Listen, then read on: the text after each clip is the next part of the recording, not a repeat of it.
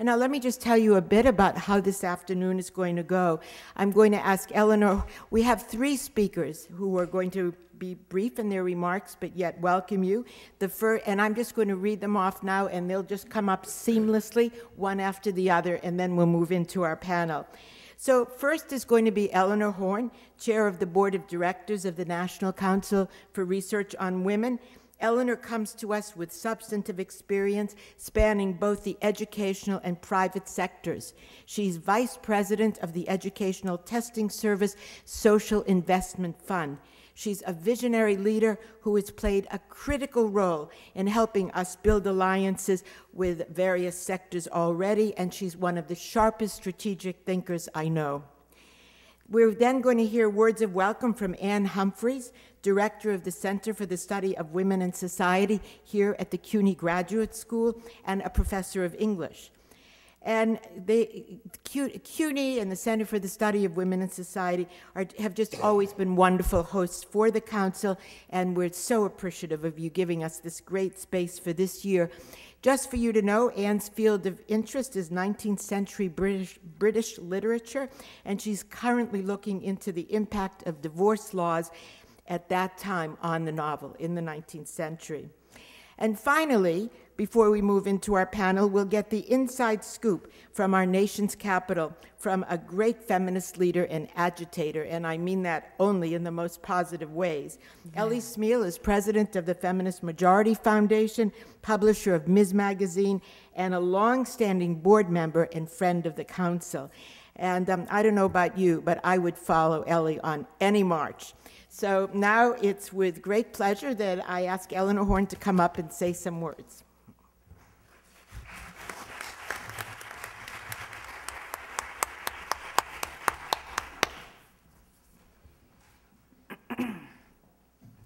Thank you so much, Linda. And on behalf of the Board of Directors of the National Council for Research on Women, I welcome you to the 2009 annual conference. We thank you for giving us the gift of your time and attention during what is the most invigorating and challenging time in my lifetime and perhaps in yours. I want to acknowledge the fine work of the Council's President, Linda Bash, and her staff in planning this conference, which I hope at the end on Friday you will say was one of the finest you attended all year. The title of our conference is Igniting Change, Activating Alliances for Social Justice. We could have named this conference many things. We could have called it Creating Change, or Promoting Change, or Causing Change, or Sparking Change, or Making Change, and the list goes on. But we chose Igniting Change because of the power that the word igniting evokes. We ignite change, and we expect an explosion that is big, loud, earth-shaking, and devastating to the forces that constrain the choices and life chances of women and girls, that limit the life chances of women and girls, and that restrict the growth and well-being of societies that fail to harness the knowledge, skill, and perspectives of half of its population. Yes, we want to ignite progressive social change. In igniting that change, we want to draw on the research and wisdom of our 120 member centers so that we know where the fuses are, so that we know how to light them, how to focus the explosion for the greater good for all, and especially for the benefit of women and girls. We want to focus our efforts so that we watch where the cinders fall to capitalize on the positive unintended consequences and to avoid being burned unnecessarily. Igniting social change is what the Council plans to do with your support, your research, your knowledge, your wisdom, and your skills, whatever they are. I think that this is our time. We must take full advantage of it. This conference is a first step in many ways. We hope that you will take each step into the future we hope that we will take each step into the future together, starting now. Let's ignite the change that women and girls need to fulfill their full potential and as equal partners in all aspects of our society. I expect from you an explosion. What a pleasure to see all of you here today.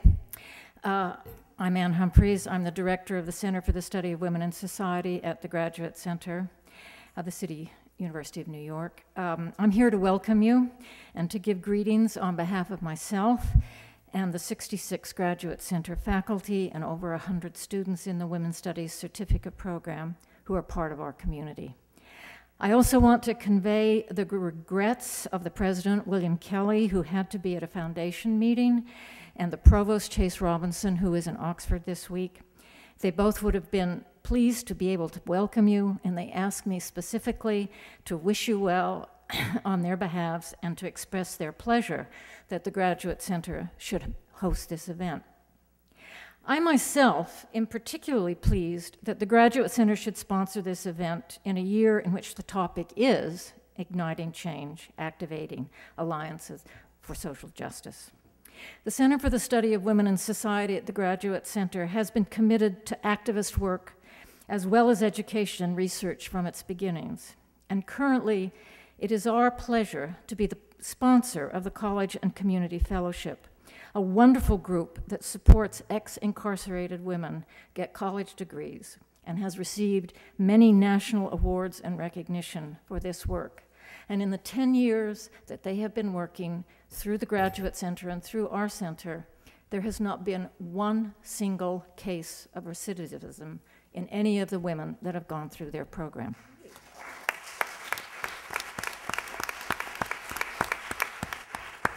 Years ago, when teaching women's studies courses was a new academic activity, I taught one of my first such courses on the topic of mothers and daughters to a group of older women students in an adult degree program for students who had been out of college for a long number of years. Most of them were mothers themselves, but the course asked them to be daughters, and the class project was to write a biography of their mother.